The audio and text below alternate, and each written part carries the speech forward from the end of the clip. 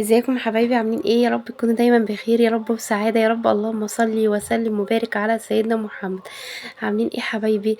كل سنه وانتم طيبين. معلش بقى كتير ما بنزلش فيديوهات عشان كنت معيده كده بقى، وما كناش بنعمل اكلات في البيت قوي زي ما انتم بقى شايفين كده، حبيت بقى اعمل لكم الكريب. العيال بيقولوا يا ماما عايزين ناكل كريب من بره. لقيته بكام؟ ب70 جنيه كريب بالفراخ.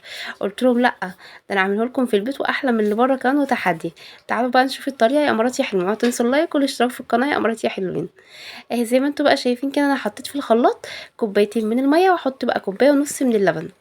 زي ما انتم شايفين انا مخليها نص كوبايه، ده انا احتاجته ما احتاجتوش خلاص. مش عايزه انزل بالسوائل كلها مره واحده. زي ما انتم شايفين، وهنزل بقى بالبضايه. حابه تعمليه بالمضرب اليدوي تقدري، بس لازم تعديه كده على مصفى كده عشان تنزلي منه لو في اي كتل او حاجه. نزلت طبعا بالبضايه، ومعايا بقى نص معلقه سكر صغيره، ربع معلقه سوري، ورشه ملح ورشه فلفل اسود، ونص معلقه ربع معلقه صغيره من البيكنج باودر، وحطيت معلقه كبيره من النشا، وربع كوبايه من الزيت.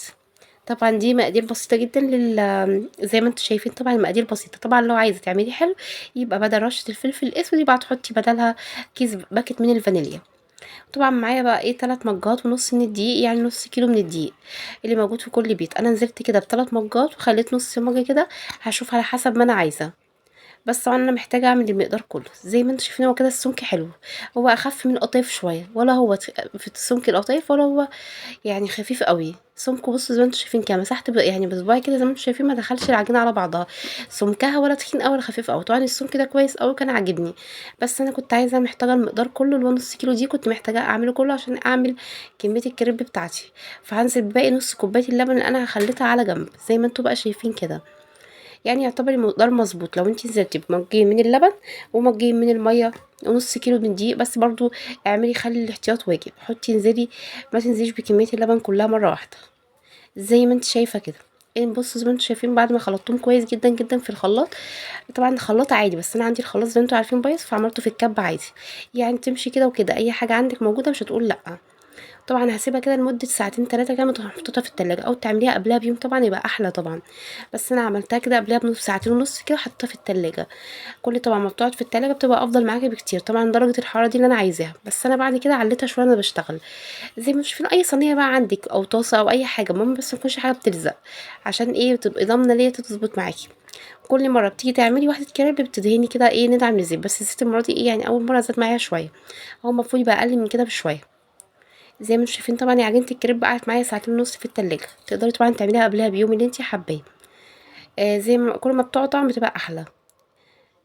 بس انا عملتها قبلها بساعتين ونص. زي ما انتم شايفين طبعا انا نزلت بمج كده من العجينه، بس طبعا طلعت معايا اول واحده كانت تخينه وما عجبتنيش بصراحه، فقللت شويه. طبعا الصوم كده بتاعك انت تقدري طبعا تسخنيه او ترقيه على حسب ما انت عايزه.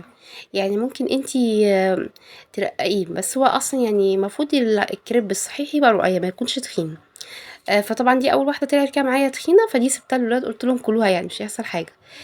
زي ما انتم شايفين طبعا لما خدت بقى ما قلبتش فيها وابتديت اقلب غير ما اتاكدت ان الاطراف خرجت كام الجناب، واتاكدت ان هي استوت، ما بقاش فيها عجين، ما بقاش فيها عجين خالص، بقى العجين كله اتحول بقت حاجه مستويه.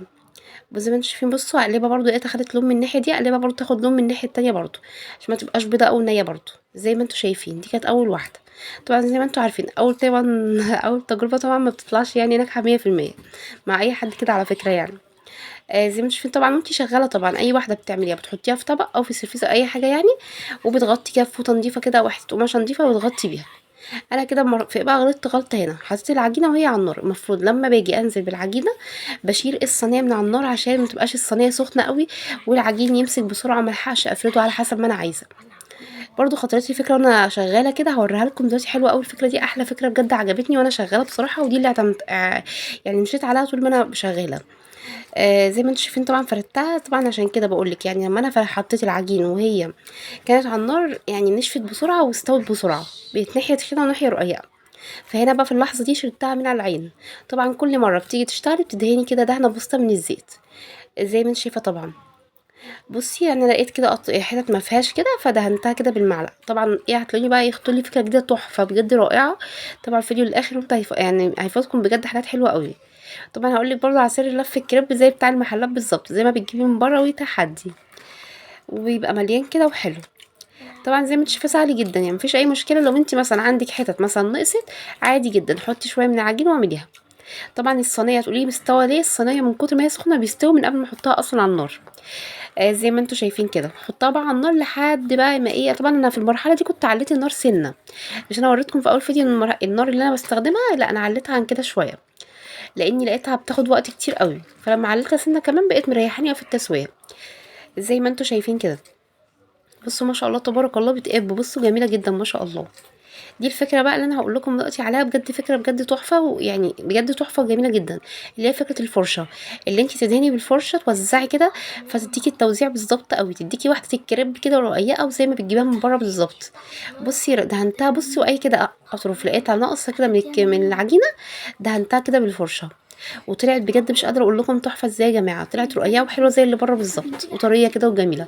بس اهم حاجه اي واحده بتعمليها تحطيها تغطيها بحته قماشه او فوطه مطبخ عشان ما تنشفش منك، عشان ما تيجي تحشيها ما تشقاش منك وتبوظ، تبقى تفضل طريه طول الوقت، محتفظه بالطريان بتاعها.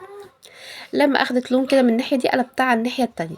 اهم حاجه ما تقلبهاش لما تضمني اللي هي اخدت لون. بس ما شاء الله تبارك الله، يعني قبت وبقت جميله جدا ما شاء الله تبارك الله.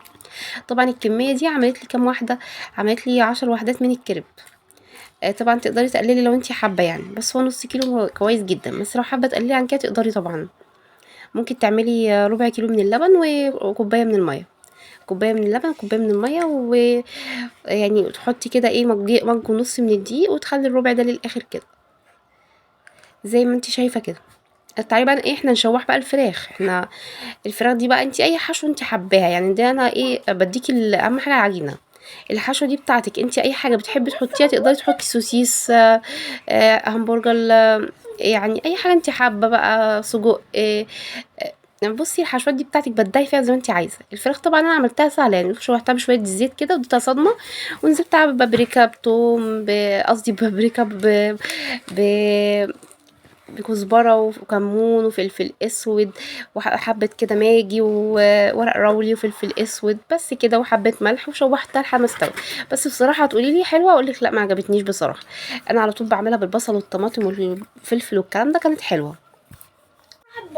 زي ما انتوا بقى شايفين كده، يعني الحشوه دي بتاعتك بقى، يعني تقدري اللي ترجع لك فيها. بس بصراحه ما عجبتنيش، يعني لو كنا حطينا لها كده فلفل الوان مع بصل مع طماطم كده، كانت هتبقى حلوه بصراحه. حسيت اول مره اعمل الفراخ بالطريقه دي اللي انا اعملها كده من غير اي حاجه، بصراحه ما عجبتنيش. كنت انا تعبانه كده عندي برد، فقلت ايه اعمل حشوه كده سريعه، بس بصراحه ما عجبتنيش خالص، كانت طعمها مش لذيذ خالص. طبعا انا نزلت كده تنيت كده واحده الرقاق تبقى الكريبه كده. طبعا انا عامله لكم بالطريقه بقى بتاعت بره، دي الطريقه اللي ايه ناس كتير قوي بتعملها بنفس الطريقه دي. دي اول واحده عملتها معاكم بالطريقه دي، بس هعملها معاكم طبعا بالطريقه الاصليه بتاعت المحلات. طبعا نزلت بشويه كده من المايونيز، ممكن تقدري طبعا تنزلي بكاتشب كمان. وبعد كده حطيت حبه موزاريلا، ميكس جبن من الموزاريلا على شيدر على الرومي. وبعد كده حطيت الفراخ ونزلت عليها بالكابوتشا. وبعد كده نزلت تاني بالجبنه تاني والموزاريلا طبعا تاني، واسمه ده اسمه ايه، مايونيز. دي طبعا الحشو دي بتاعتك، تقدري تحطي اللي انت حباه، ده احنا بنحط يعني من فوق وتحت ليه عشان تمسك كده الحشوه بتاعتنا. دي طبعا الطريقه اللي احنا لفينا بيها، اللي احنا جبنا كده وكده. دي الطريقه المعتاده الناس كلها بتعملها، انا بعمل لكم الطريقه زي بتاعه المحلات اللي بره. الطريقه بقى الصحيحه اللي هي بتاعه المحلات، وبجد حلوه قوي هتعجبكم قوي كمان، بتفضل الحشوه ايه ماسكه كده فيها، ما بتقعش حاجه من تحت. زي ما انتم شايفين كده، بمسك عادي واحده الكريب مفتوحه عادي، مش هطبقها بقى، وهوريكم ازاي التطبيقه بتاعتها الصحيحه بقى. زي ما انتم شايفين حطيت بقى حبه مايونيز، وبعد كده جبن من تحت ميكس جبن. وبعد كده نزلت بالفراخ بتاعتي، وبعد كده هنزل بحبه كابوتشا كده. وبعد كده بجبن تاني ومايونيز تاني. طبعا ده بيمسك كده ايه، بيخليك كده الحشوه كده ايه مختلطه كده مع بعضها زي ما بتجيبي من بره بالظبط. بيبقى حلو قوي بجد بجد، جربيها هيعجبك قوي. زي ما انتوا شايفين لايك وشير، وتشتركوا وتنسوا تشتركوا في القناه يا مراتي يا حلوين. زي ما انتوا شايفين سهله خالص، جبت دي على دي وتنيتها كده، اتحولت لكريبايه زي اللي بره بالظبط. حابه طبعا تحشيها وتكمليها، وحاسه هي فاضيه ممكن تكمليها عادي من غير ما تفتحيها من فوق كده. زي ما انت شايفه عملت كل الكميه، زي ما انت شايفين عملت 9 وحدات من الكريب. زي ما انتوا شايفين يا دوب حاطه معلقتين من الزيت، بس ما تزوديش عن كده عشان يبقى حلو معاكي، ما يبقاش شارب زيت. احنا يا دوب بس عايزين نحمصه من بره، هو كده كده كل حاجه مستويه من جوه، احنا بس عايزين نديله تحميص عشان يبقى زي اللي بره. زي ما انتوا شايفين طبعا ايه، ما خدش يعني دقيقتين كان ما شاء الله خد لون. زي ما انتوا شايفين سريع جدا في تحميره زي كده السمبوسة زي ما انتوا شايفين بقى كده، قلبته على الناحية التانية برضه، بس ايه بدوس كده عليه دوسة كده بسيطة بحيث ايه افرد الحشوة جواه وتبقى ايه تاخد وتندمج مع بعضيها من جوه. بدوس عليها بالمقصوصة كده تبقى حلوة قوي بجد. بجد احلى كريب ممكن تاكليه في حياتك، بجد طعمه حلو. طبعا الحشوات دي بتاعتك، تقدري تحطي اي حاجه انت حباها. طبعا زي ما قلت لك لو حابه تعمليه حلو يبقى تشيلي رشه الفلفل الاسود وتحطي بدلها باكت من الفانيليا على العجينه. زي ما انتوا شايفين ما خدش اي وقت ولا تسويه خالص، بجد تحفه تحفه تحفه. طبعا الحشو دي بتاعتك، تقدري تحطي اللي انت حباه. زي ما انتوا شايفين تقدري، طبعا احنا يعني ما كناش حاطين كتير قوي في الحشو، يعني حبينا كده نعمل كميه فايه ما زودناش قوي، عملنا قد الحاجه اللي عندنا. ما شاء الله تبارك الله، حاجة كده جميلة وحاجة نضيفة. طبعا لما الكريب بيكون ب70 جنيه لا اعمليه في البيت احسن طبعا. باي باي.